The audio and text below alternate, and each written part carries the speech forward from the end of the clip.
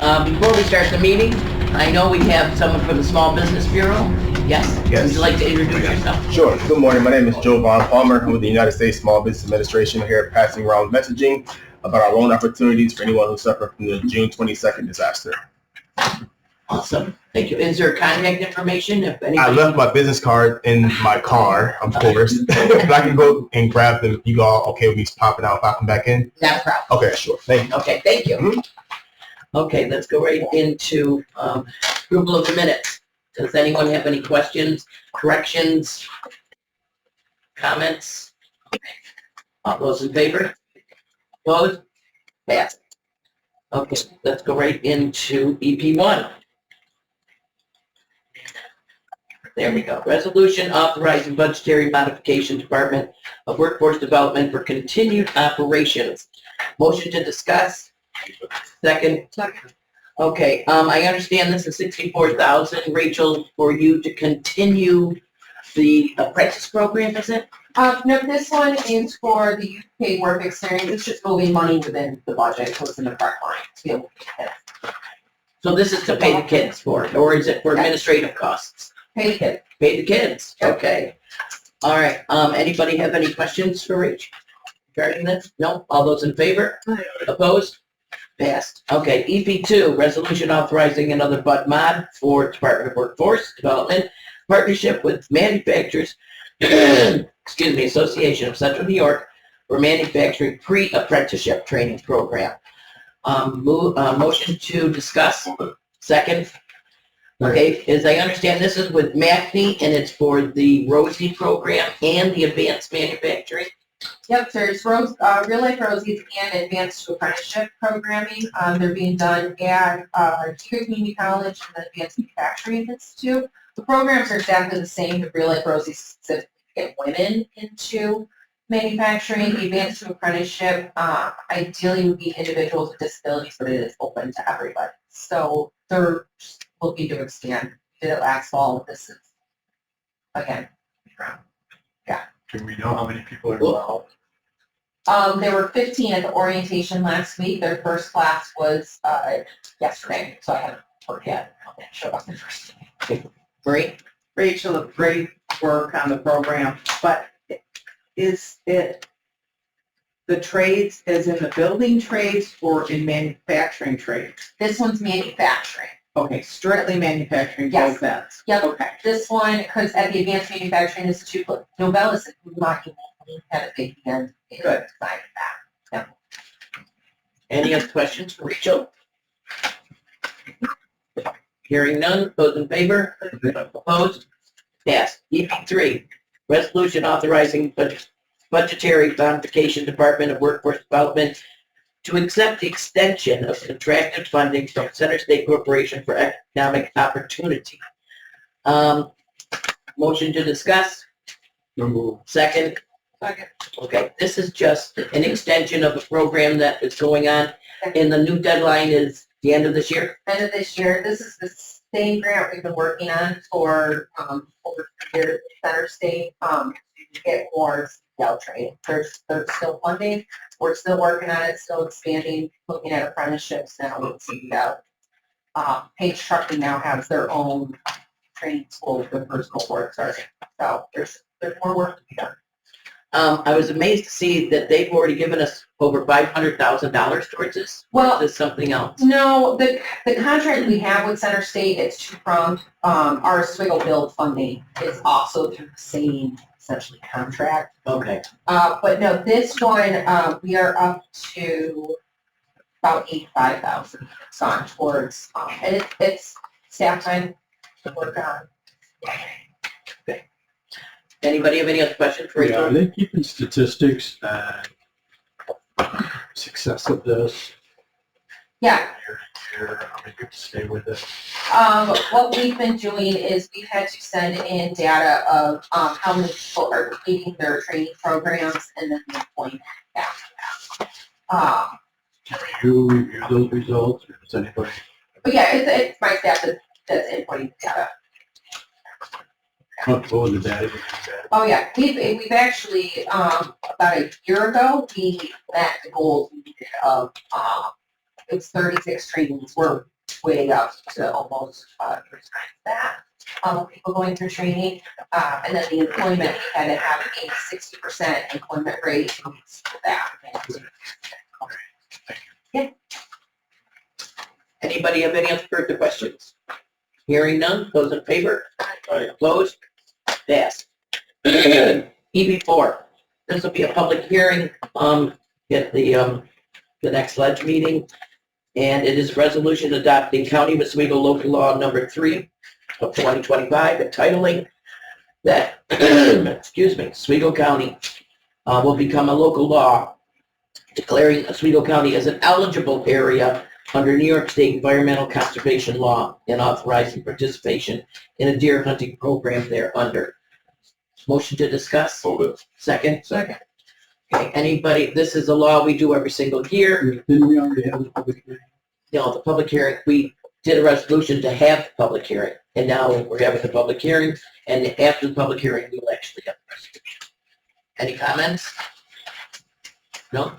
Hearing none, all in favor? Oh, I'm sorry, Maria, I didn't. No, I'm opposed.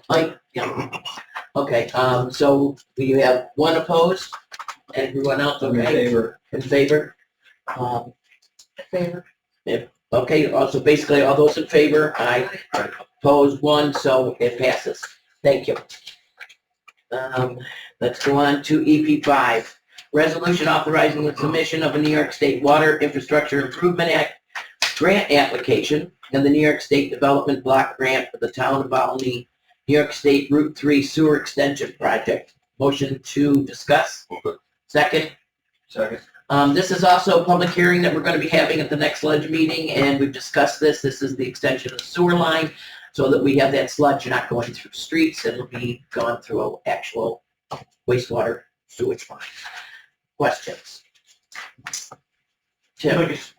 It probably feels like CDs every month, and many of them. We are doing a lot of, obviously, applications for these expensive projects, but the programs that we're looking for funding for are very, very specific about the language the resolution has to be, when the public has to be held. You can't consolidate them. We've got and ask, well, can we do one that puts them all together? You can't. Each one has to have its own. So I just kind of wanted to mention that.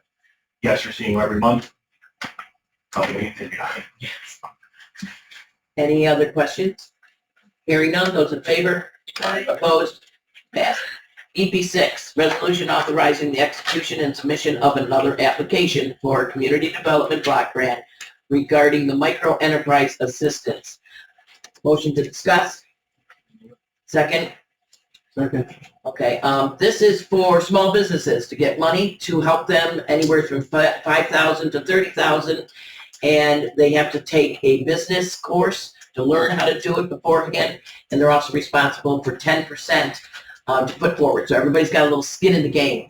Operation Oswego County will administer it for us, IDA, but I think this is a great opportunity for us to help small businesses in Oswego County. I just want to add that currently there's no grant program that exists to help small businesses of this size and at this small level. There's state grant funding, but it's like $100,000 or more, and there's this sort of big gap right now for small businesses between 1 and 5 employees to be able to get assistance outside of your traditional bank financing and other things. So this is something we see as needed, and it would be countywide.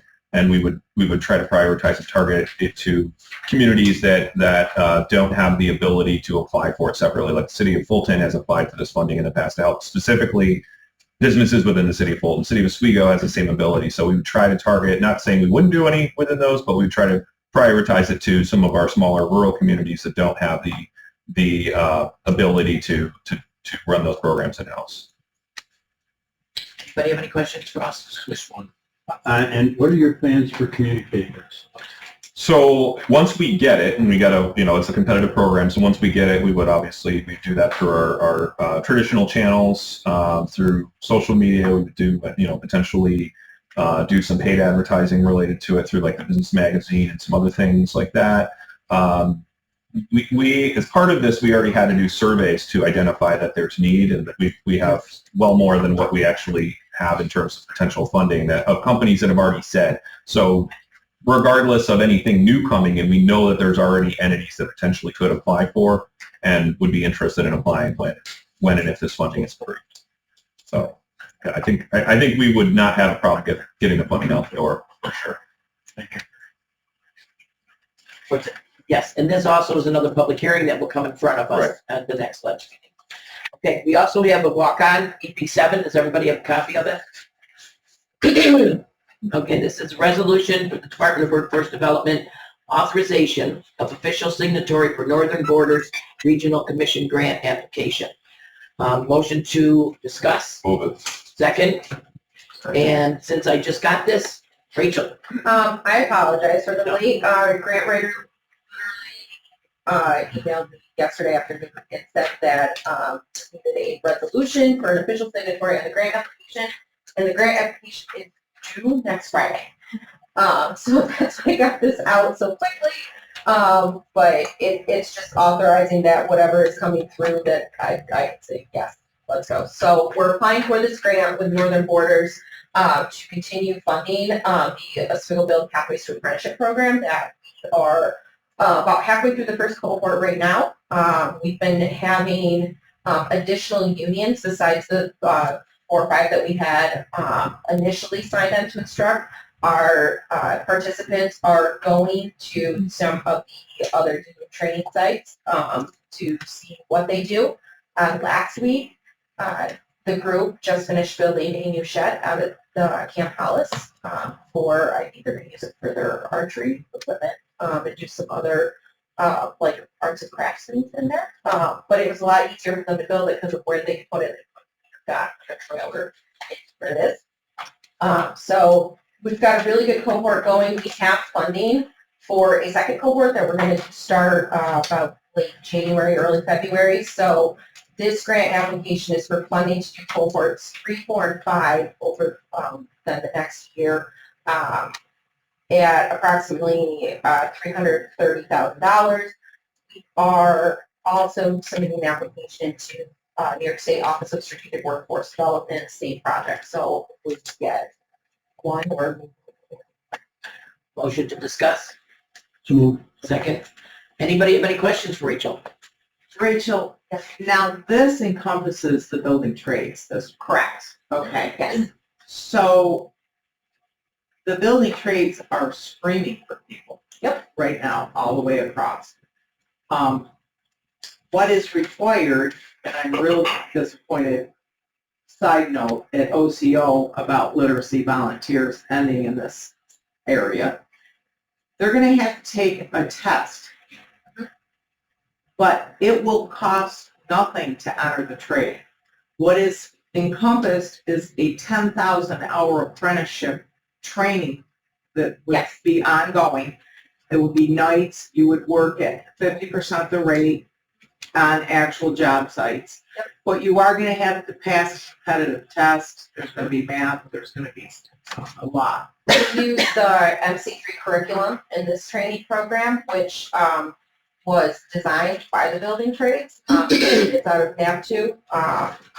And there's math, intro to blueprint reading, intro to tools, the history of the unions. It actually gives individuals extra points when they go to interview to get an apprenticeship. Right. So it's preparing them for it. Preparing them for the test. Will you do like mock tests? Oh yeah, they're getting everything they need to then go in because we're modeling this after Syracuse build, so which were all the same unions, Oh, yeah. all the same locals, and they're on cohort 9. So yeah, all the unions here are loving it. We've added work keys to ours, so these folks are getting that extra certification as well. Nice. At the end of it. But I did have a meeting with New York State for the grant application there. They're very much in favor of this program. So this Northern Borders grant, no, but the New York State one, I have very instructed it's going to come through. Where does Northern Borders originate? The Northern Borders Regional Commission is only available to the states of Vermont, New Hampshire, Maine, and the northern border counties of New York State. Federal funding. So it's federal. but give it a shot. Oh, we are looking to, when we get into the third cohort with this, adding some energy industry curriculum as well, and bringing just intro to nuclear into this as well, because so many of the trades people around here at so just to give them an intro. We already have Constellation, the partner, coming to present to the group already. I think in about 2 weeks. But they have awarded us $15,000 to support the program. And we have an additional 35,000 from Trades Futures, which is a group that has developed and supported that curriculum that we're using as well. So there's a lot of funding coming in for this. What's the age for that? 18 plus. That's just good. Now they go directly to workforce development to get onto this program. Well, in about a month, we'll start really pushing recruitment again. Rachel, have you talked to school counselors throughout the county? Yes, then, no. I think they would love it. My daughter's a school counselor at the middle school level, and she took every group she could. She did mock interviews. They went to city. She was really impressed. But I think if the presentations occurred at the, say, 8th grade level, I can't speak, I don't know, 7th or 8th grade, Yeah, and presentation occurred so that they knew this is available going forward and could push towards it. Just a good idea to have the counselors at least get a letter and a packet throughout the entire county. And there are a lot of kids who are not going to go to college, but they're going to be unbelievable at skill craft. I mean, it's demonstrated itself again. I've had conversations with different counselors. There's so many kids that are interested in the trades that don't go to those, but they get ignored at the high school. They get to love the trades. They don't. I did have in my report here, but I'll just mention it now. Within the past month, we've been to Oswego High School, Central Square, and EW, just presenting on everything we have. So builds and the trades have been a part of it, but we haven't done, or I'm saying no, we haven't done specifically the Oswego build program at the high schools, because depending on the timing of the cohort, you're trying to catch graduates, which You might be able to just target all the counselors. Yeah. You have 4 counselors at the middle, or maybe at Oswego High School, and then per school. I know my brother's 45-year in the trade mason, okay? He said right now, you can't get a mason, and you can throw any number you want out there, and it's accepted. So it's a tough line of work, being a mason. I understand that, but it's lucrative.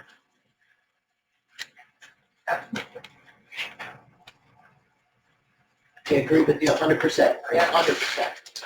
Any other questions? Okay, let's go right now. We have a bid that was for our, wait a minute, all those in favor? Opposed? what's my report? Yeah, Yeah. okay.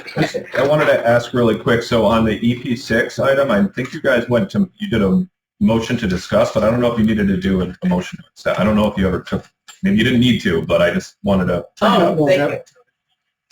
Right, really need to drop, get out of the habit of saying to discuss.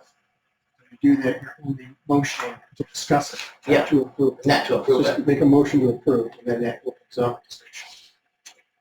Okay. All right. Because So, the reason is if we ever got challenged legally, somebody could come back and say, well, you never really evaluated it as a good discussion. you know, you're right. I never thought of that. Okay. So, for EP6, yes, that was the one that you were talking, yes, EP6. All right, so does everyone approve the resolution? Those in favor? Opposed? Carries. Okay, but we'll have to get that right down so we start doing We gotta do everybody. 7 now. Yeah, yes. And 7, Those in favor of accepting resolution number 7? Aye. Opposed? Pass. Okay. We'll have to get that to almost all of the committees because we all do it that way, but you're right. So let's go right So in. a motion to approve is a motion to discuss, really, because you can't Yeah. discuss until It's you the ask first for a thing. motion. It's the first thing after the second, so So just don't have to. just say motion to discuss. So I don't open it with an open for discuss then. Right. We've been doing it for years, so just change. I finally got down so I can always remember that. Now you got I said a presentation by a Robert's Rules expert. Brought that. You brought that up. Well, thank you. So we're all now in new training, everybody, so, okay, we'll go on to the bid, and that was for our fishing and hunting guide. Every 2 years we do it, so we don't have an amount that we did last year to copy, but they understand the lowest bid for this is $6,000 less than what we paid 2 years ago. And it was the Lure Creative Design, Inc. was the winner for $61,016. Now, Dan isn't here who evaluated it, but Tim, could you say anything about it? Sure thing. So I asked a question which probably someone else here is going to ask you. Why? One is to know we local. Number two, nobody in New York State. Well, it has to do with the fact that there's a very specific program that we use for these magazines, and it's called Web Press. And for whatever reason, in New York State, there's nobody in New York State who has it. Now, there's some background having to do with certain states that are funding companies to utilize this program. I'll talk about that, but ultimately, when we try to solicit local vendors, as you said, we can't do it. It would cost us 3 times the price you're getting if we were to go get someone to do it for us and sell it. So that's the reasoning behind out of state and out of bring this program. Price is good, obviously, and from everything we've seen, that they are permanent. Right? Well, there are two in New York State, but they're way So essentially, what they're doing is hiring a company out of state. Oh, so does this include the shipping costs? That should be everything. Any other questions? We need a motion to. Yes, we need a motion to approve The bid. the bid. I will. Second? Second. All those in favor? Opposed? Passed. Okay, let's get into. Oh, okay. Let's go into Operation Oswego County. Have your report there, Austin. Sure, several things to report on. So I'll kind of go in order of things that are happening. When I leave here, I got to leave here actually by 10 o'clock today. I got to go down to Syracuse. There's an advanced nuclear summit being put on by NYSERDA, NYPA, Empire State Development in Syracuse. I'm going to be speaking about the potential for advanced nuclear for Oswego County. And also as well as for the state and the region. So that'll be happening today and tomorrow. So I'll be speaking both days for that on behalf of and advocacy of Oswego County.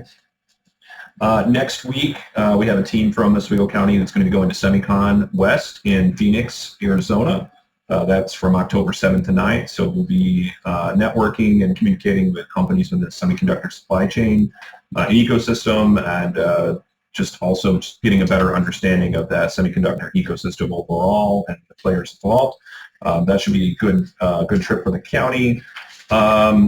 In terms of other events, we have in 2 weeks, actually 2 weeks from tomorrow, there is going to be the Oswego County Manufacturing Summit, which is taking place at the Cuba Community College Event Center, and so far I believe we have 48 signed up, and of that about 27 of those I think are manufacturing companies, which is a great turnout so far. We anticipate getting the attendance for that event around 75 by the end of taking RSVPs, but really we're going to focus on workforce resilience, workforce retention, talking about programs that are available, how as well as how to navigate tariffs, both in terms of materials, raw goods, and other things in. For that, we also have Joe Neely from Micron is going to be coming and talking about how our manufacturing companies can do business with Micron. To date, a lot of the discussion's all been about them building. Now it's getting into the details of how our companies can actually be able to do business with them in the future. Other things I wanted to report on, Operation Oswego County is sort of two-thirds of the way through, maybe three-quarters of the way through a strategic planning exercise. I want to thank, in particular, Legislator Chesborough and Legislator Gilson, who sat on our strategic planning committee and have taken part in the process. I think I've talked about this before. We're looking at several things. As part of the strategic plan of looking at what are the needs of businesses in Oswego County, what are the needs going to be, like what our priorities in terms of where we should have our resources, and then also even things like name change. So we're moving along on all those things. The strategic plan should be adopted by the end of this year. That's sort of the plan as of right now, and sort of be our plan for the next several years to come. Other things more business related. So everyone is aware of the devastating fire that took place at Novelis a couple weeks ago, their hot mill process. We have developed within the county a Novelis rapid response team, which includes representatives from the county as well as those from National Grid, Empire State Development, their economic development team, Center State, to really be able to respond to needs as they identify them and see if we can put them in touch with resources that they may need going forward. So that has been something we've been in almost daily communication with them in terms of everything going on out there. They're sort of just wrapping up sort of the identifying the extent of damage and bringing in experts from all over the country that, from the manufacturers of equipment and other things to determine what is usable, what isn't, what can they, what is the anticipated timelines to bring things in. So we don't know all those answers yet. They're sort of still kind of just wrapping that up, but we should know that very soon. And then just sort of making sure that we can provide them any help we can to reduce any obstacles or bumps in the way to getting back online on the hot mill. So that's going on. And then today, the IDA board meets today and is considering incentives for 3 projects. First is a mixed-use redevelopment in downtown Oswego. It's the building that actually the Children's Museum is in. This is to keep them in that building long-term, as well as to redevelop and renovate some vacant spaces into apartment spaces on the upper floors, and to improve other commercial space associated with that building. The second project is Trade Remanufacturing. This is a brand new startup manufacturer in the city of Oswego that's going to be manufacturing engineered wood trusses and other wood products. That's going to be in the former Wiltsey construction building over on East Seneca Street. And then the last project that's being considered is a solar project in the town of Oswego that's previously come before the IDA and is now there for potentially final approving resolutions. So lots of stuff going on right now, very busy. And any questions? I'd just like to say that I'm glad to see that we're being represented at the Nuclear Summit. It's 2 years ago when I went. Yep. The whole nuclear stuff was being handled by Onondaga County. I think that's very comical that they were the ones that were representing. and that may be part of your discussion on that. May be part of the why I'm involved in 2 panels instead of Yes. they're trying to make up for last year. Yeah, that was kind of a shock. We made an effort to make sure we were invited. So we got an invitation. Rachel, maybe going. It's a course schedule because it focuses on supply chain. Yeah. The audience is going to be made up of policymakers at the state level in terms of them developing their new nuclear policy, as well as dozens of companies that are within the nuclear supply chain. So companies that currently do business already with Constellation, but a lot of them that are sort of within the new nuclear, the SMR space, and looking at New York State as an opportunity, not just to build the reactors, but to house the companies that would then build the reactors, to house the companies that would do the specialty services related to nuclear. So it's a multi-part Is Governor opportunity. Hochul going to be there? She's was been there 2 invited. years ago. Yeah, she's been invited. I mean, we haven't been told if she'll be there or not. They probably wouldn't tell us if she would, but there's a chance. Yeah, she was like rallying everybody. So when I was there, as they say, when I saw him talking about our plans, I thought I looked around. But I'm glad to see that we're being represented. Great. Austin, Yes. for the projects downtown, adding more apartments, renovation is great, but there is a theory of parking. So has that been put into part of the plan? What is? Yeah, for this project in particular, so this is a project that would be owned and developed and owned by Ed Alberts, and he has parking for this project in particular specifically. I think that is something that the city of Oswego is really going to need to look at. I don't think he has much part.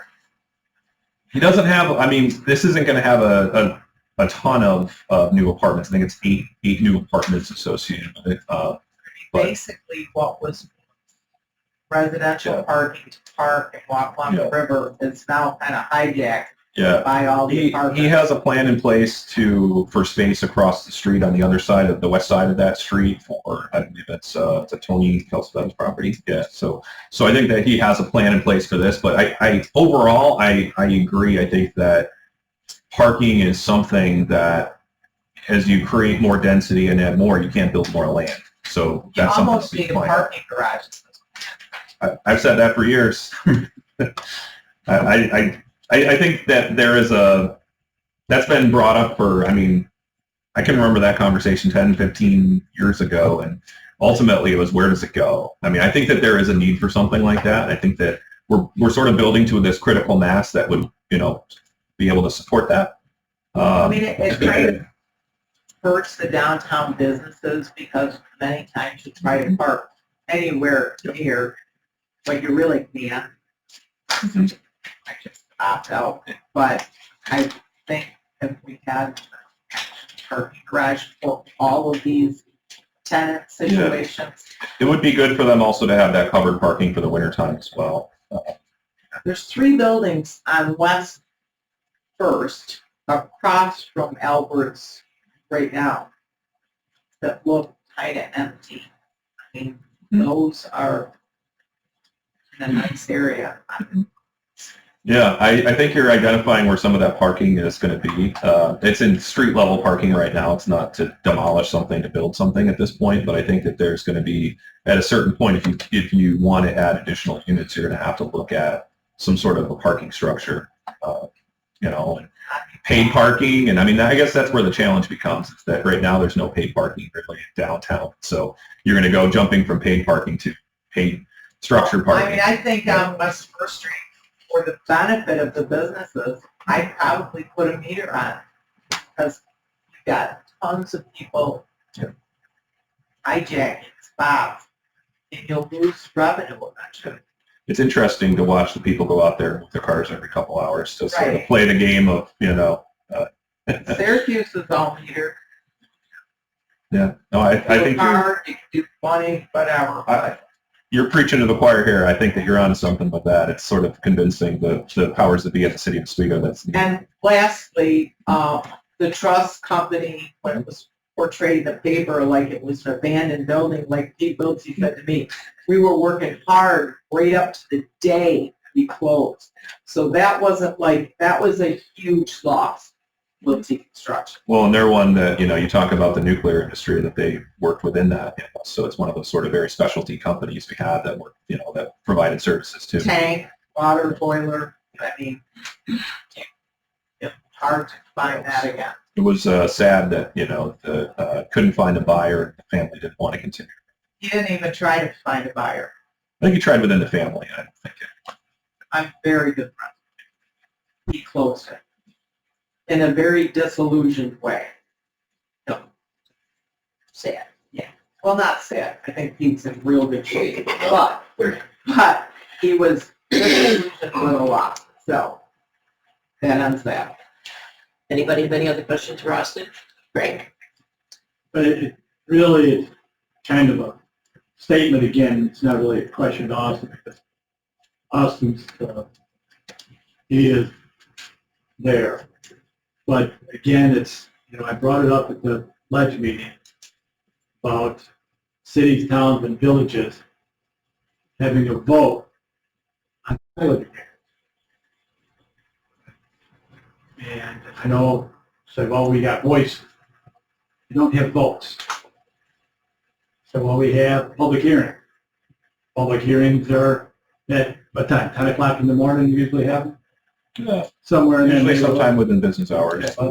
And there aren't too many towns and villages that have people that are free, that can go and voice their opinion, although they don't have a vote. Okay?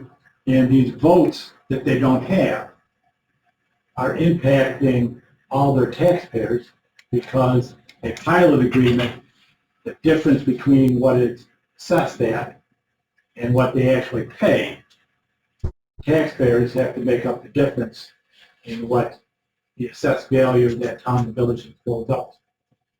And people always say, well, why do we have to make up, why is our taxes going up? Why are we having to pay more? Well, because you had an improvement in your area. Well, why aren't they paying their fair share?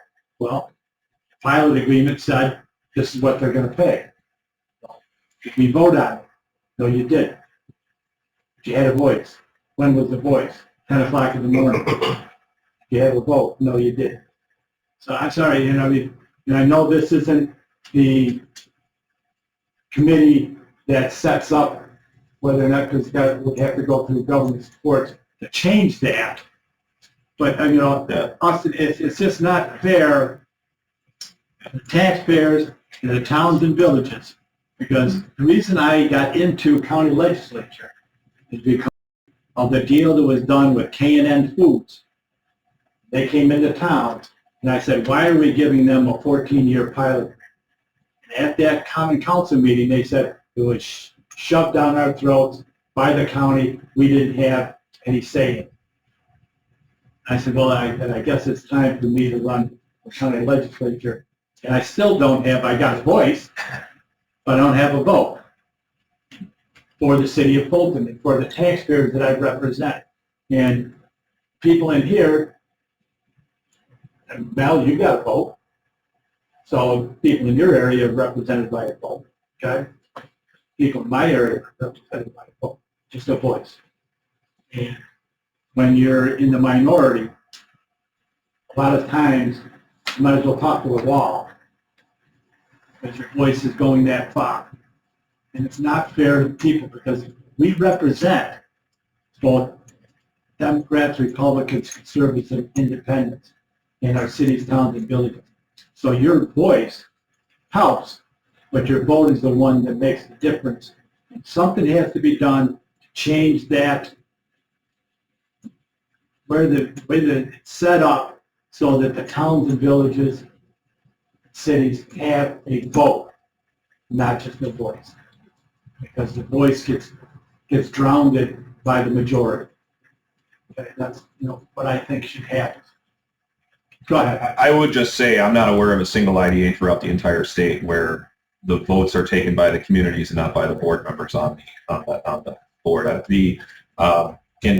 And I think that there's a lot of sort of misunderstanding that for every project we send to each of the communities, the school district, the municipality, to the county before a project is ever voted on. And I wouldn't say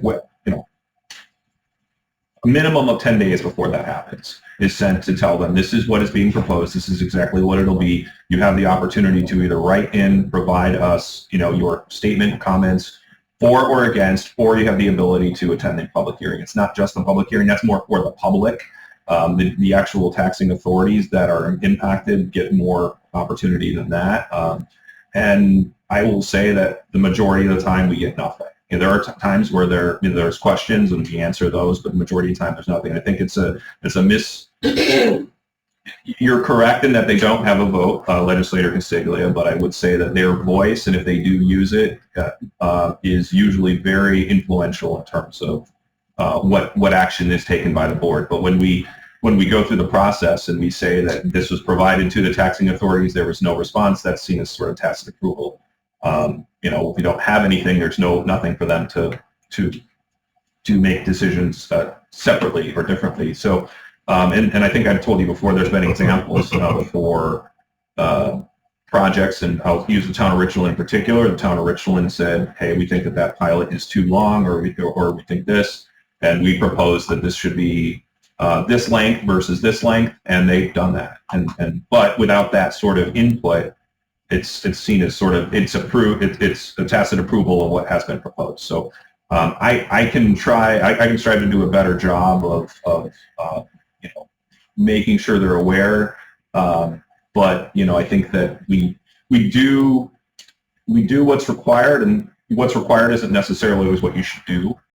So I can strive to do better to communicate with taxing authorities, but it's, they're provided opportunities. And like I said, if you start having communities take the vote, then what do you have an IDA board for at that point? There's no reason to have a board because you have communities that are deciding it. But I'm not aware of any of them throughout the state that operate that way. And you make some real good points, Austin, and I've never said that you don't do a good job. What I'm saying is what you just brought up is what are you going to hate on behalf of the people voting? I think that's what we're supposed to be doing. And it's sad because they don't have a vote. And they say it. But they don't say it in open wide because they don't want to get put down. They don't want to stand there and the arrows thrown at them and oh, you're negative about this, you're negative about that. No, I want what's fair to be fair. And that's what they're afraid to say. I'm sorry, me, I don't care. You guys know that over the 10 years that I've been here. I don't care, what you guys think because there isn't one of you that voted for me, but, You just need our YouTube video, PG-13. Austin, I never said that you haven't doing a good job. Not accusing you of that. Is that it has to be changed because we're running into problems where government is telling people this is what you're going to have and this is what you're going to do, and the people are saying they're tired of it. Okay, we have to move on. Thank you. I'm sorry. Lorraine, Go did you have a ahead. comment? I just want to say, in business, you got 7 years. Make it, break it, or get out the door. And that's what I think pilot should be, 7 years. Hold their toes to the flames, just like in real business. I've been in business 47 years. And I know that it's a no mercy tour. Better have everything right on the dot when it's due. And I think 7 years is a really good head start. Maybe even an escalating, but a 25-year pilots that continue to roll and roll, I'm not for it at all. And I have lists of all the pilots, and I'm jealous, frankly, at what some really big buildings are paying for a very, very long time. That's all I have to say. Thank you. Ed, did you have a comment? Yeah, we've had these conversations, and I think there is a propensity to review those, and I see them being altered and short. But we, on the other side, I we still, haven't seen any. well, the last one we did for Glasgow was there's still a competitive situation. We want to attract and create economic growth, and I'm very involved in Richland with the planning boards and zoning boards and stuff. And it can be difficult to fill those board positions at times, and you don't always get. I think individuals that represent the overall best interest of the community. Quite often people come to join these boards because they have an agenda. It's been wrong, but they feel they've been wrong.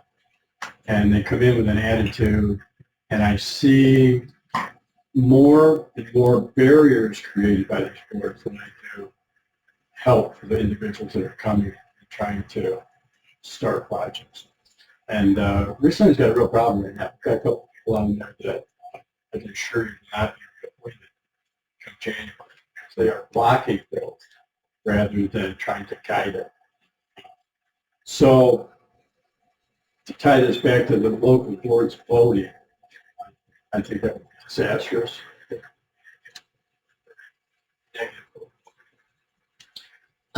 Just a couple comments that I have is number one, there's too many chefs in the kitchen, things don't get done. Number two, Frank, when myself and legislator Greco are on the IDA board, I don't represent just my district. I'm representing the county, and so is legislator Greco. And third, you think our pilots are bad. Micron's pilot is for 49 years. unbelievable that they're going after that. Okay, let's go on. When Any you other? look, just real quick, because what you just said, okay? You and Legislator Greco represent all of us. But I have seen Legislator Greco at one common council meeting, in the city of Fulton. I've not seen you at any of the common council meetings in the city of Fulton, okay? To see what's going on and what they're being said there. So, I know what your vote is, okay? But I'm just saying, you said that you represented, but you've been the one who's been enough. Okay, so thank you, I'm done. That's it. Any other questions for Austin? Okay, hearing none, let's go right down to workforce development. All right, I'm gonna pass around our goal performance measures, but while those are getting passed around, we had our annual fall job fair last week, at Fulton Ice Rink. We ended up with 33 businesses in attendance, and we ended up with 9 job fairs coming to the doors. So this was by far our biggest job fair in about 3 years. Good. And, I want to thank legislators. Coming. I appreciate it. But we have been in contact with some of the businesses, because there were some that did interviews on the spot and some that scheduled interviews on the spot. So we haven't gotten the information yet on hiring. But there were definitely some interviews that came out of that job there. Next week, on the 8th, we are having a virtual reality career exploration event. So instead of doing our monthly small job fair, since we had the big one, we've got the Department of Labor virtual reality headsets, and we're going to have our small conference room downstairs, and people can call or sign up for a time slot, and they can come in, and there is a catalog of occupations that they can come in and kind of see what a day in the life is in that profession. So that is very cool. So what I pass around is our Oswego County WIOA performance measures. So this is what we're measured on quarterly. If you flip to the last page, quarter 4, because our program year ended June 30th for 2024. So what we are measured on in our 3 funding streams of adult, dislocated worker, and youth. We have goals that they say are negotiated with the state. That's what they give us.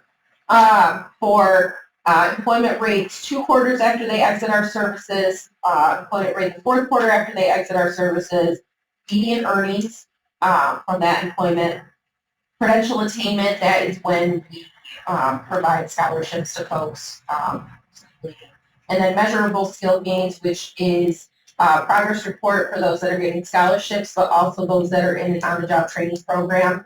They would also have progress reports for that measurable skill gains. So when you look at quarter 4, actual is what our percentage that we achieved.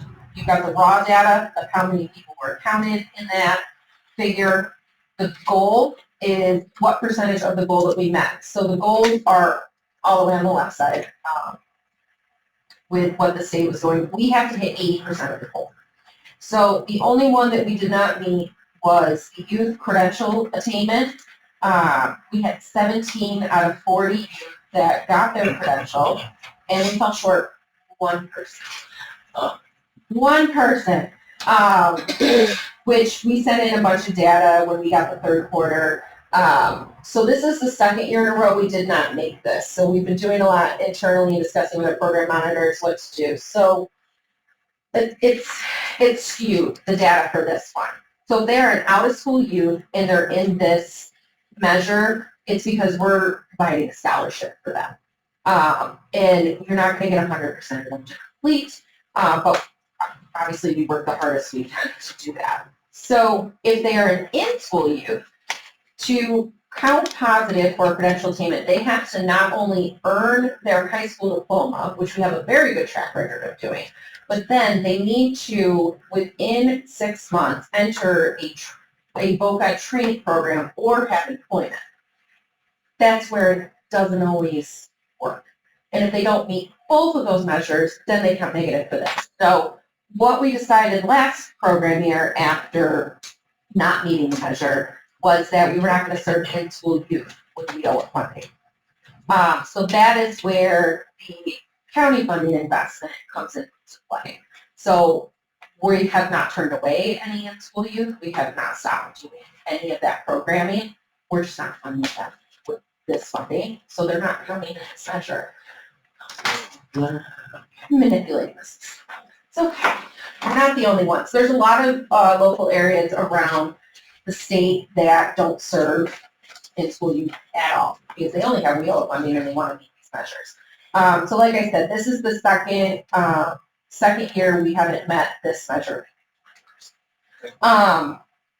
So we will have a performance improvement plan. We've already got that in place with not serving the in-school youth. So there may be some paperwork that comes here in the next couple months. Because if we fail it a third time, then the state is we're not going to get there. We will not do that. So if anyone has any questions on these measures, this is what our funding depends on. And there are definitions to each of these as well on our page. So what do you think the motivation is for them to complete to this point and not finish? I think sometimes it's They're checking off a list to get some benefit somewhere? for the youth, you mean? Any of them? No, I mean, we find sometimes people aren't completing their training. I mean, it used to be transportation, Heather's gonna fix that, issue, but sometimes it's family health issues, they're dropping out, it's childcare. We do what we can to try to find childcare as possible. Sometimes they're not doing well, but, and we lose contact with them. You know, we're checking up on these people constantly. I mean, that's kind of what the measurable skill gains in here is. We're constantly doing progress reports. I mean, the majority of our scholarships are so we're doing that same thing with on-the-job training where these folks are employed by the businesses, but every 2 weeks we're getting time sheets, we're also getting our progress reports. So staff staying in contact, sometimes it's just life. I wouldn't say it's benefits. Yeah, it's good. Is there still a stigma that this is tied to DSS? Nope. Made it very clear we are separate. I mean, we are held to serving our adult priority service, which are people on benefits and low income. That's actually one of the measures on here too. So I know it's highlighted on here, adult priority service, that we did not need it. That's because the state has set a goal of 75% of our folks. Goal for the feds is 50.1%, and we're at 51.6%. So we did need it. This is the state saying, oh, we want it higher. But I will say one figure that I got recently, so the 90 job seekers that we had at the job fair last week, only 26 of them were mandated DSS clients that were there, which a lot of times that is a big population that'll come in because they have to. But by having a less than a third of them, they can call there, which is good. Thank you. Yeah. Any other questions for Rachel? Rachel, you got anything else to? No. Great. Thank you. All right, Dan isn't here for promotion and tourism, but Sure. You want me to do it all together then? Yeah. Okay, well, first up, I want to introduce Caroline Hsu. She is Oswego County's new Deputy Director of Planning and Community Development. Came up 4 weeks ago. Thankful. Excited to have her. Comes from the city of Fulton. Has a lot of experience in project management, economic development. Excited to see where that goes. All right, couple updates on tourism. We have a ton of out-of-county events, or out-of-city events here. So our folks in tourism were in Lake George for a NICEA fall meeting. They were at the World Canals Conference in Buffalo. We had people at NISAC. So we've been really getting out there, getting information out there. I think everyone knows this, but I'm going to say it anyway.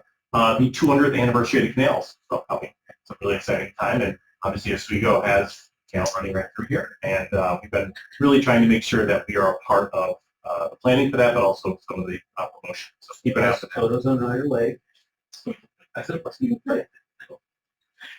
But I could share, show your answer. Oh. So anyway, When I was first mayor of the village of Cleveland, I looked at a tourism brochure.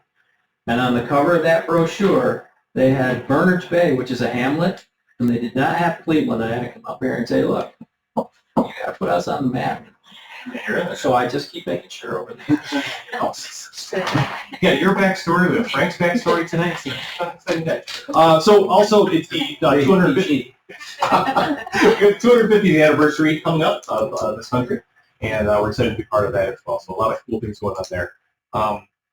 We have Dirt Week, Super Dirt Week coming up here shortly. A lot of people coming in for that. It's also fishing season. If I can encourage you to do anything, I would encourage you, if any of you have the ability to rain dance in any sort of way. Our fishing is really suffering right now. I mean, this is one of the worst I've seen, and I can remember, and the fishermen who've been here for 50 years going out there are saying the same thing.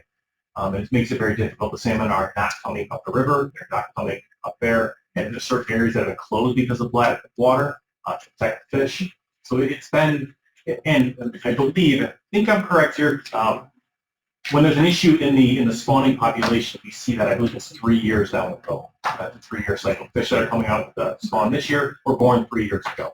So typically we have a lag issue. Remember there's that huge floodwater up in Alaska, and it really tired the fish out. They couldn't make it all the way up. And there was 3 years later a pretty strong effect for our fishing. So we're hoping that the rain will come, the fish will be able to come up here. We are seeing a little bit of reduce, but talking to hotel owners, not as much as I would expect. They're still coming. But the October's is the key, right? Some of them come up every weekend, and if fishing's bad, they may not come back next week. So we're really hoping to see that. How long do they fish? So what's like? Well, it's a great question. Depends on when the run comes in. That has to do with the temperature of the water, how much water's in there. But assuming a typical, usually by the 2nd or 3rd week of October is when our peak fishing season. At least the city of Oswego, up in Alaska, it's a little more extended, bigger stretch of water, and a little different flow there. But typically by the end of October, we're starting to see the tail end. Now the exciting, encouraging piece is that right behind the salmon run is the trout run. And the trout run is, I would say, extended out. The trout can be in there in our rivers, so right through March. So we get champion fishermen up here really the entire winter time. But really that time when you see those people standing shoulder to shoulder, that's typically October. Okay. So that's updates on that. Jumping quick over to any questions on tourism outside of that. Okay. Planning side, we've got the comprehensive plan is well underway. We had our second and final public meeting held at the Town of Hastings Fire Department. Also, I appreciate you attending. We had 3 times as many people at that as we had at our first meeting, which was in Mexico about a month ago. So it's encouraging us to see so many people coming in, giving their input, letting us know what they feel needs to change. There's always a little confusion with the county doing a comprehensive plan because we don't have the authority to make local decisions as far as land use goes. So the county, a lot of people ask, well, we're talking more about the bigger picture, infrastructure, and things like that, and working with the town and village to come up with their own plans. We have 12 towns and villages actively working on their comprehensive plan page right now. So that's incredible. It's something we've never seen. We have 2 different communities that are working on putting zoning in for the first time. So we're starting to see people understand that whole plan or replan. They want to have a hand in what's coming. So I appreciate that. We've been offering a lot of support from our planning department, and we also, as you know, have the ARPA funds that were committed to assist in a small way. So actually one of Caroline's first projects is putting together the application process and working with the town and village to find ways to get those areas. And then there's been a lot of, I want to give a broadband update, and I will say that this project is a mess, and we knew that going right into it. There are dozens of these projects, dozens is too strong to say, 15 of these projects statewide that are all going on, and there's somewhere around $600 million earmarked for all these projects statewide. We have 24 of that set aside for us. So the biggest issue we saw, right, and even when things started 13 months ago, the biggest issue we saw was how did that whole thing get done by the end of 2026? That's a lot of work. Anyone who's been in government long enough knows that it's hard enough to get things done quickly in county government. Now you add in state government, and then you add in federal government, because that's what the funds originate. So there's just been, the rules that were set in place when we started are not originally with that. Things have been changing pretty quickly. We just found out effective July 1st, they changed the prevailing wage rules. So before July 1st, the folks who were putting in, who were installing the cables, the guys out there who were putting the line on poles, right? They were paid on average $26.90 an hour, which we can argue whether that's a fair wage. But effective July 1st, every person who touches a pole or a wire is paid $76.09 an hour. We just found that out. July 1st. 3 times. $76.09. Prevailing wage. All I'm saying is that that's not what was in their effect when we started the project. So tripling the cost of labor per hour is going to have a change in total cost of your project, right? Would be nice if we had a little bit of a heads up that it's going to be that big of a change. Right. And so it's something that we are working obviously with as well. So, and Is it the state or the Davis-Bacon? I honestly don't know the rules. I don't know a lot about prevailing wage. Someone here probably knows more than I do on that. I just know that we are required to pay it out at a certain rate. Originally it was at 26, which was the prevailing wage before July 1st, and now it's 70. So, I don't know. The Davis-Bacon's federal. Federal. I don't know. I can look into that though. Good question. We were alerted. Because the federal rate's typically small, less. I can look at that. I'm pretty sure it's the state because it came through the consent office. But so anyway, those are some of the concerns that we're dealing with, and it's ever changing. And so we've got good people working on it here. But like I said, we have great engineers that we've coupled with to do the projects. But they are also working on a dozen other projects. So it's very much we got to stay on top of this before it's actively changing. Great. Is this in tandem with the line or lineman? This is the employee. Anything that would touch a pole? Yes, Just that's what these folks are. Would that be in line with linemen? I would assume so. Could be, there's a lot of different categories. Yeah, they're trying to think of, there's 2 or 3 Really different, broad. but when they updated the language in the prevailing wage, you can see like the titles of each person and how much you have to pay them. What they said was they removed some of the lower ones and they created just one called broadband specialist, and that's $76. It's just not a lower acceptable position to pay for these projects. Are these guys all in the air? The majority of our project is in the air.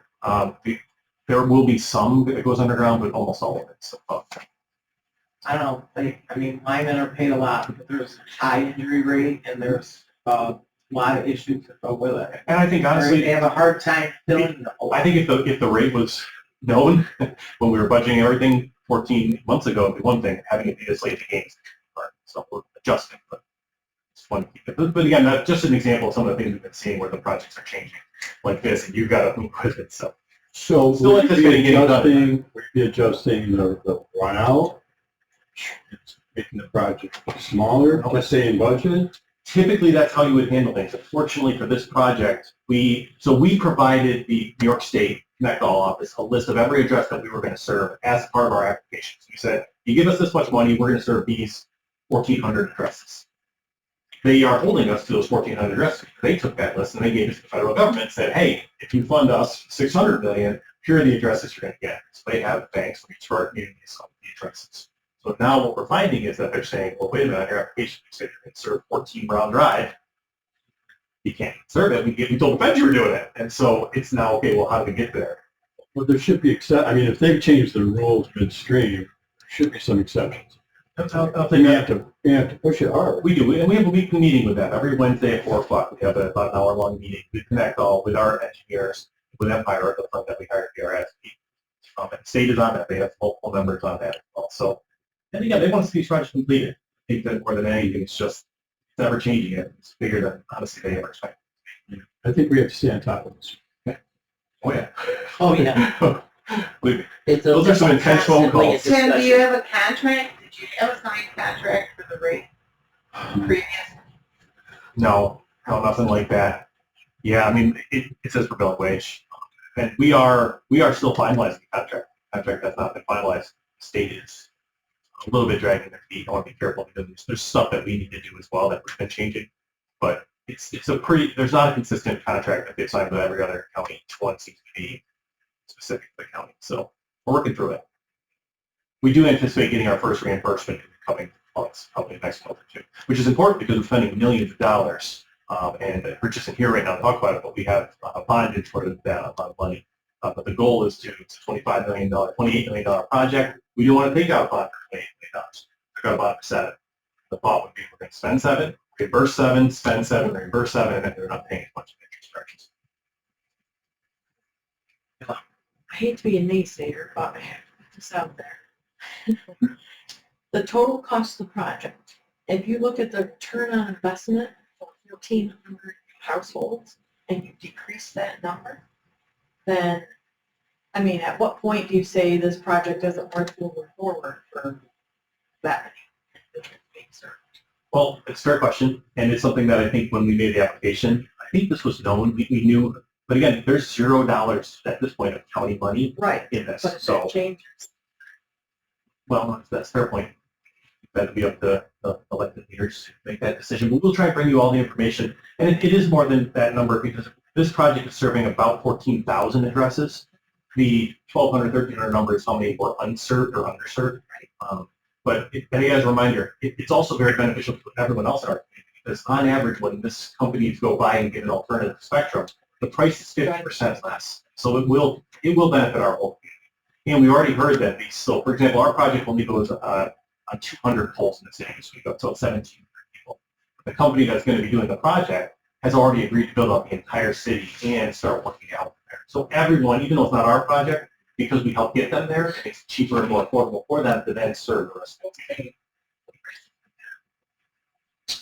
well, they typically do for the communities, don't they? Oh yeah, on average it's 50%. 50% reduction. Which makes sense. It's Yeah. Competition, right? Competition keeps you honest. And I guess I'll leave it there. If anybody has other questions, there's obviously some other stuff going on, but let me know. Anybody have any other questions? Yeah. Okay. Underneath planning, Austin, speak well of us. I will Push do up. my best. Nuclear, we go. Okay, Mark, you're under planning, so if you want to give us an update on wastewater. Yes, thank you. Phoenix County IDA Full Joint Project. Progress ongoing finalization of the intermunicipal agreement with multiple stakeholders. The scope of the project, just to bring it to everybody's attention again, was to address the inflow and infiltration, the I&I issues at the Town of Schuylkill Sewer District at the Schuylkill County Industrial Park. B, address I&I within the Village of Phoenix collection system, upgrade and correct deficiencies in the Village of Phoenix wastewater treatment plant. All that comes down to is the consent order from the DEC and the 3 main violations. These improvements will increase capacity at the Village of Phoenix wastewater treatment plant, enabling future growth and development around the Schuylkill County Industrial Park. Outcome, the project supports environmental compliance, offers multiple facet win, expanded tax base, new users, job growth, and regional development. SOCUS project, been invited to submit a full application for Northern Borders. Next steps, we continue to meet with Dan Klinsky from Empire State Development to explore additional funding opportunities. We have a future meeting is scheduled with other funding leaders in discussion co-funding strategies, all in the same room. The Bounty Sewer Extension. We applied for the New York State CDBG grant. I'd like to thank Betsy and Jessica for their role in handling the public hearing, logistics, and all the associated documentation that's required, as Tim was talking about earlier. There's a lot to do with that, and I really appreciate their help. Process is still ongoing for the sewer inventory, gradually gaining clearer insight into sewer assets to inform the development of a long-term infrastructure plan. Updates on wastewater, looks like we're moving ahead, getting things done. It's important infrastructure, got to have it. Okay, then let's move right on to mobility management. Good morning. Good morning. So first of all, Rachel, I wanted to say we did attend that job fair and we got 4 potential drivers. Awesome. from that. So it was a success for us. So I have some updates of. I only made 2 copies of this because these are 64 pages long. So we have some good news and some bad news with this. The bad news is our last coordinated plan was never adopted by the legislature. So we had to move forward quickly to create our new coordinated plan because FTA regulations require us to have a coordinated plan for our grant funding. So this was developed over the past year and a half. Last year we had a very large public meeting with that the LIV committee put on, or transportation forum, along with our tax meetings. This is ready for public input with that. And so I really want you guys to take a look at this. If you want a digital copy, please let me know, because it's a lot of paper.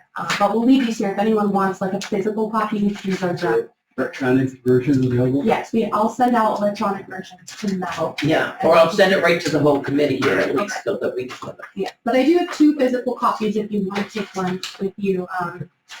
I think it's coming out early next. So last week we did launch the app. I know I gave you guys draft versions of this, but this is these are still at the print shop, which is why these are paper. But the picture of the app is on the back. I did want to say we had the day that we launched this app is the same day as the job fair. So I had the opportunity of showing people live in the app how to get the bus to come to you. So we actually had somebody there that did not have a ride home. So we were able to set up their profile. We ordered the bus and the bus arrived in 5 minutes. And we tracked it. So through the app, when you reserve the bus, you can reserve it up to 30 days in advance. Or you can do it on demand if it's available. It will let you order it like right now. I've seen it be as high as a 25-minute wait, but it does let you do it on demand if there's space in there. That's what the technology does. This holds whatever vendor we have very accountable. It's going to be Veronica's going to love this for audit season. There's parameters in here that now, drivers before used to get their schedules, and they could look at the schedule and say, you know what, I'm going to go pick up Mary before I go pick up Frank. And they could do that, which is why there was a lot of, late performance, people saying, oh, I missed my bus. Drivers do not have that control anymore. When the system creates the schedule, it requires them to follow the schedule because of the time blocks that it sets. It needs to keep people on time for their appointments and for their trip arrivals. And so the drivers no longer have that capability. If your appointment is at 11 a.m. and the driver shows up at 10:45, it will not let them say that they are there until 11 a.m. It keeps them accountable. It does not let them leave until their timer runs out. And it provides us, the county, oversight into on-time performance. We have clauses in our contract with whoever is our vendor for this service that says that we expect 95% on-time performance. Now we can hold our vendor accountable for that performance. We can see reports that show us exactly, 75% of the vehicles were on time today, and it will categorize them. I can see if they were on time, slightly late, extremely late. We have different categories that we can look at for that. I think this is going to change a lot when it comes to people riding the bus. We've noticed people ride it and they're like, oh, this isn't scary. I didn't realize how easy it was.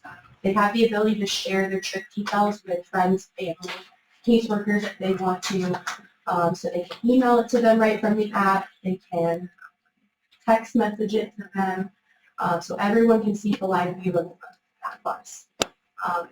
If you haven't downloaded the app, please download it, test it out, play around with it. If it asks you for a credit card in the beginning, you don't have to. You can skip that. The reason why it does that is because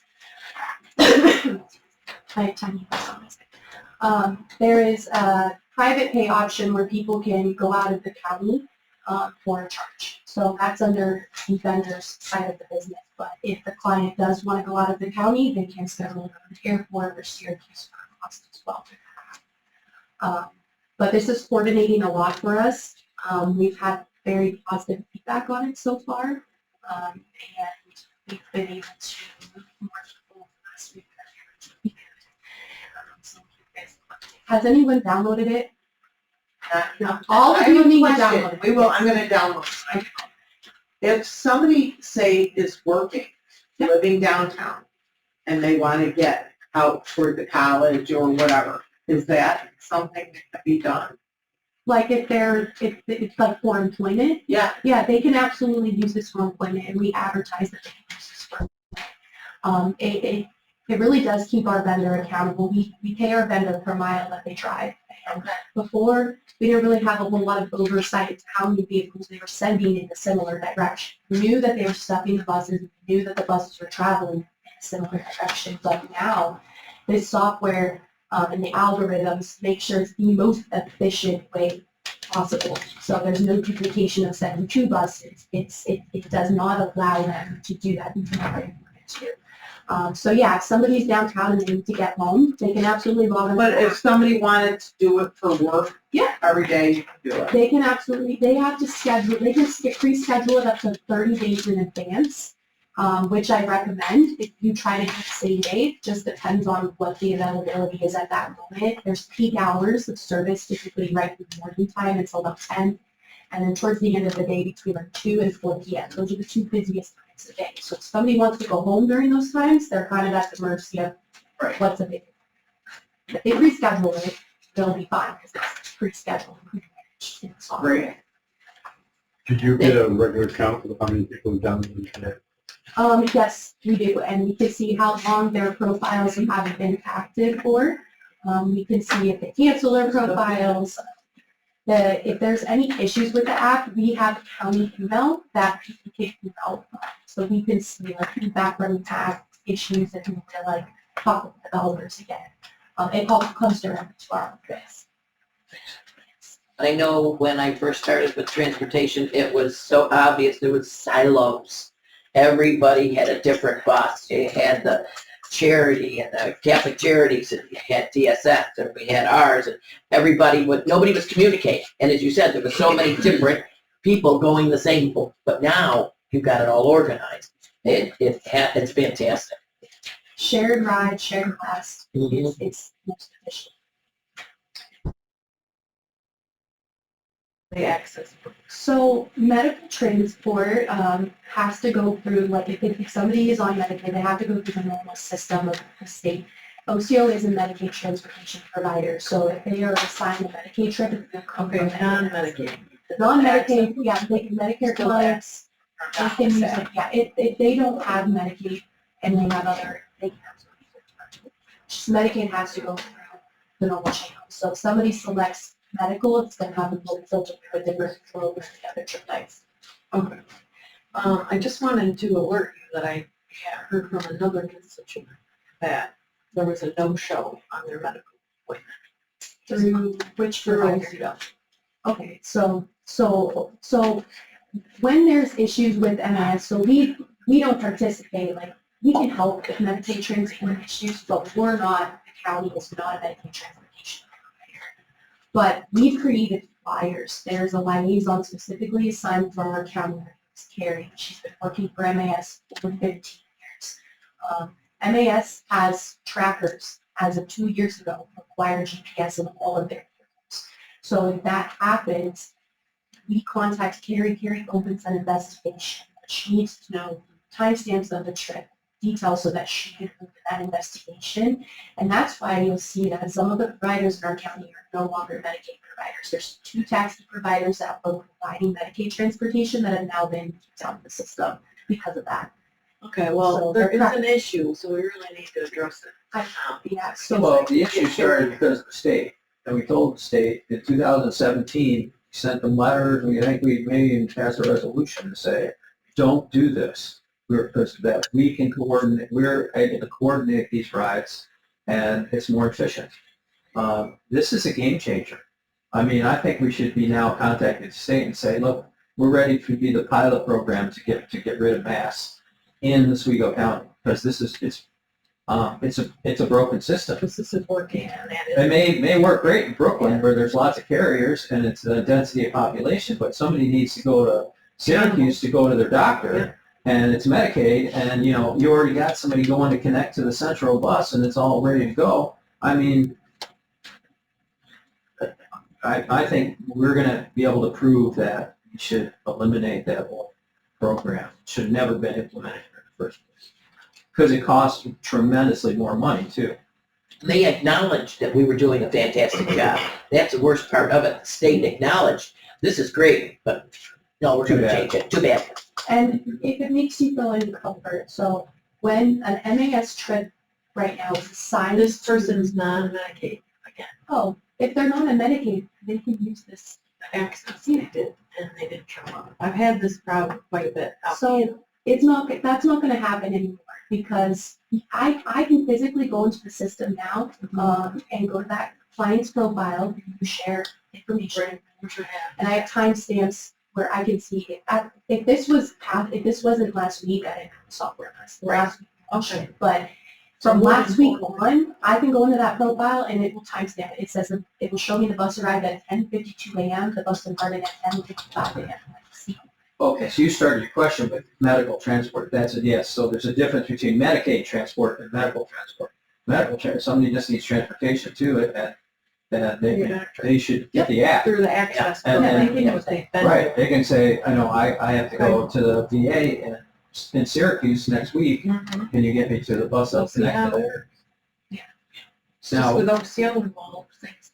now we physically are not going out of the county with these buses, so are we? No, we are not. Our buses do not go out of the county. Our access buses stay in the county. But you're right. We even had oversight, which is why we need this. Yeah. And why we need this, because now we can hold them accountable. Hey, 95% according to our contract are supposed to be on time. Right? You guys aren't performing this. Here's the data. Here's a fine. Okay. We'll do that. I will do that. Okay. That's great. Thank you, Heather. Next thing is we have a very interesting collaboration, which I'm very excited about, Tim. So this collaboration is between our tourism department, the building management, and SUNY Oswego. So this weekend, they're going to be hosting Wheels of the City tours. So lovely Savannah and Kelly, our tourism department, will have microphones. They will be on the buses giving tours of our downtown. They're 30-minute tours, and so they've scripted history. They'll be talking about the history of the county. They'll be talking about local businesses as they drive by. And so this is open to the public. Families that will come for student days or admission days, there's going to be 2 buses at all times. So 30 minutes each. So there'll be lots of space for people to hop on and just go see our downtown and see why this is a great place for them to go to school. But also their families to see a little bit of the history of the city. Gives the parents an idea of all the opportunities. So the student says, like, there isn't anything like that here. Well, yeah, actually, I saw it. There was. Yeah. Okay. If you have a chance to stop by, take a tour this weekend. This is funded via, So there's a sponsor, Pathfinder Bank is sponsoring that one, and then the one I talk about later is Bolt. I do go out and get sponsors. That's another thing you guys don't see. Often on tours. So at the beginning of this year, New York State DOT gave us our 24-25 accelerated transit capital. This is capital funding that they typically get annually that we can use for projects that have a 5-year useful life cycle. They gave us another $97,000 now for 25-26. So they show us the amount and then we apply for projects and then they assign so this is just a letter saying we got more capital.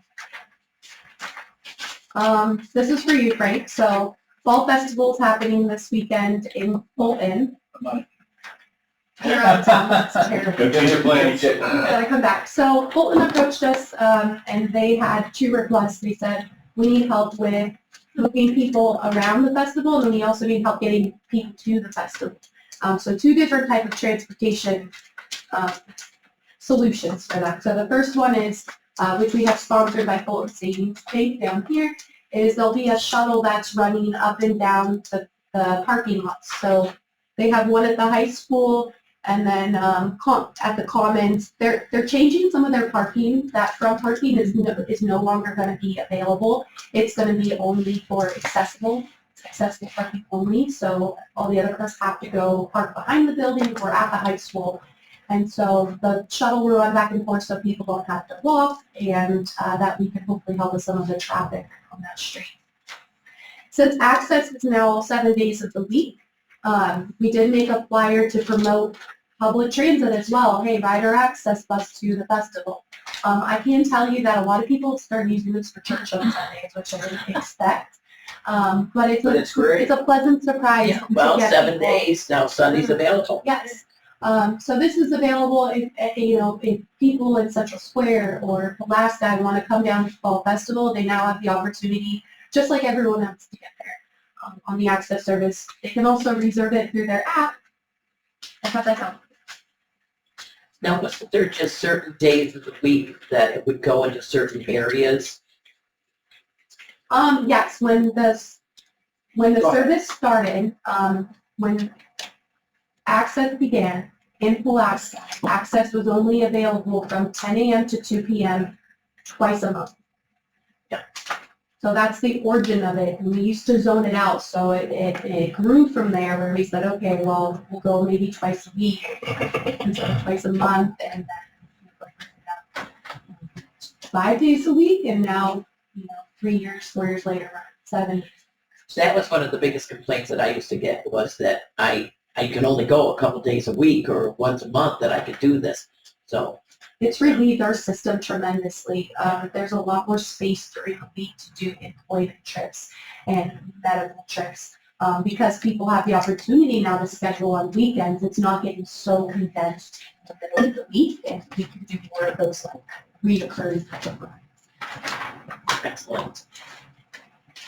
Right. I think it's wonderful, transportation. I mean, started it with the first fall festival, I think we had transportation. Yes, Didn't we miss one in between or something there? we did 2 years, and then there was not 1 year between them, which was last. Yeah, I mean, I think it's great because if anybody's been to it, virtually the parking is a nightmare. Try to get to, park and then be able to walk. You almost need a shuttle bus from where you had to park to get to the, get to the location. The one thing that when we're looking at this, but at Towers and the Mills, Yep. we don't have a pickup there. So they can get a pickup, they can go in a group if they want, they just call and reserve the bus. Okay, so they could. Okay, but And Lindsay can call and say, we have 6 people that want to go, and they'll schedule it. okay, because I think that would be, there's a lot of seniors that they would like to go to it. They don't drive. Yeah. And it's hard for them, to pay for a cab to get over there, Yeah. something like that. But I will put it out so that next year that they know it a little bit ahead of time. But I think it's great. I think this is wonderful. All this transportation stuff. I mean, Roy, you remember when it started back, when we started and what transportation was like, and Mel brought it up a little bit. And this has come, it's like the light has been turned on. And It's one of the real success stories that we have. during your the push for the program that you started with to get jobs and stuff, and what was the biggest issue was transportation. It was brought up every meeting, every group that came to those town hall meetings. They said, "How do we get to it? How do we get there? How do we get there?" And we didn't have it. Okay? Yeah. Now we have it. Now we just have to keep pushing it. You guys push it, because you're doing a great job. Absolutely. It's worth noting, we have a lot of grant for what you've done with this program. And your growth into it now is just congratulations. That means a lot to me. Well, I think I'm hoping that the app that spread by word of mouth when it works.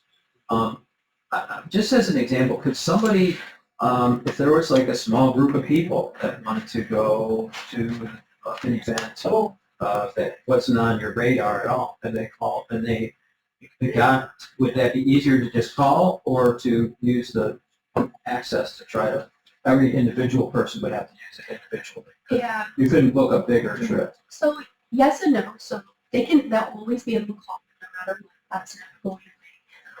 But we do have like group trip parameters. Yeah. Because the vendor is like they can do specialty trips and it's a way for them to also make money. So like we cap the groups at 6 or more from the same location to the same destination. When we do special events like this, there's no cap. We don't have it. But we say if there's 6 or more people traveling together, that's fine. But if it's more than that, it's considered a group trip. And when that happens, I typically find like a sponsor. And we've done a lot of this for like the mills where they wanted to go to like Ontario Orchards, say, or sought like the mill, where they're kind of longer group trips. So we can do that. But 6 is the cutoff. Right, so I guess, my thought is, hey, when you're looking at this tour, working on the 250th 3 years worth of history that we're going to be working on, to actually be able to have some preset tours where we bring people to the fort, where we bring people to the museum there, other locations, and that could be really, that could be asking about that. So, the next meeting, Let us know because I think this is a really great kind of like testimonial to that. Yeah, that type of a project. When you see when you see Kelly and Savannah, you guys have to give them a big high five because they've worked really hard on their scripts and they have little microphones and did a couple dry runs in a smaller van where they got to practice what they were saying. So they're really polished with their history and their facts. I hope they have a few jokes. Yeah. It was really interesting. One last issue. It's always my pet peeve that election time push for free transportation to and from polls. Yeah. And, I always get pushed back that, Mom, I want to buy your, I want to buy your. And I'm sorry, I just think it would be great and maybe too late to bring it up at the next time, elect meeting, but, we have to try to supply that. There's a lot of people, I know we have absentee ballots, and there's people in Washington trying to get rid of absentee ballots, but it's service that it's there, it's available. I used it the first year that it was available, the 1 year that it was available, and I'm telling you, they pick you up right at the house, and they took me, waited there, right back, nothing to it. But there were people that didn't go, well, I don't have a ride. I don't have this on it. Is it big? No, but it's still a service, and we should look at some point in time. Well, they can use I'm access, long right? gone. That's what I was just gonna say, keep But no, thinking access. if people that need a ride, they don't even know about Well, we can create, like, it depends if you guys want me to create a flyer for voting, but we can say, hey, need a right to vote, book an access trip. But it has to come from people that are running for office. You're going out, talking to your people that, that your constituents about this, I'm running for office, everybody has to vote. Everybody's always saying, go vote, no matter what.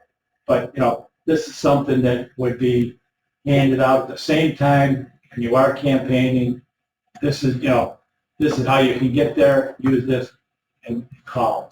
Smart marketing campaign, if you ask me. Right. Well, Frank, it doesn't say, why can't we now? I mean, any candidate right now that is telling somebody to go vote, say, did you know about our access program? Give them a call and you can get a ride. So I don't think we need to do it as a legislature. Somebody said it is a great idea. Yeah, I think now that we have it 7 days a week. They have to know it. Yeah, well, as you say, the candidates, it's up to the candidates to be able to get people out to vote.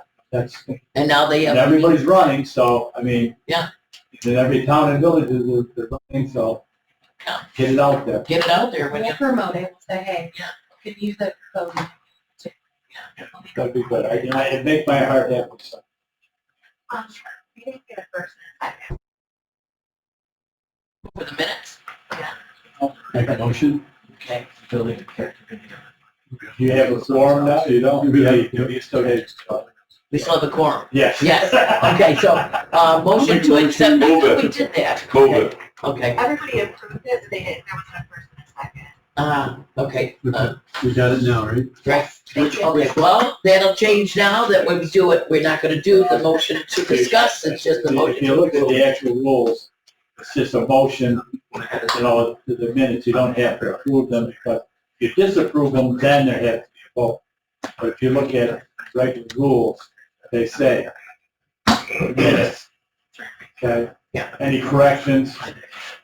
Any just? Hearing none.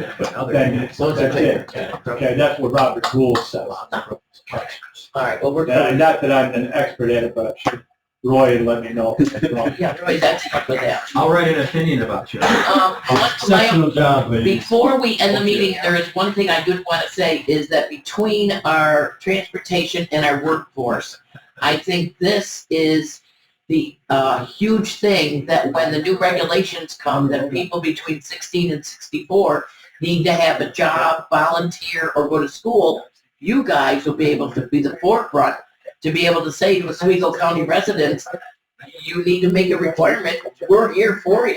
I mean, that needs to get out there, because everybody's like, oh, what we got? Dude, where's your excuse not to? If you've got a kid you're taking care of, you don't have to worry about it. If you're disabled, you don't have to worry about it. But if you're able to work, call them. You got a ride, you got jobs. Yep. So it's huge to me, is that when people say that's going to be terrible, well, wait a minute. We have the means to get you there. So that's huge. Plenty. Yeah, plenty of jobs and plenty of opportunities to drive you. Well, and on that note, I've been meeting with Gidget. We have a monthly meeting, Good. so that we know what's going on both ways. She's been looking, there's about 1,000 people that, But what they then- have right now, that we're talking. Okay, so, Make a motion to adjourn? okay, Yes. okay, all right. Nice meeting you. Good luck. Okay. Thank you, everybody. Once again, great meeting.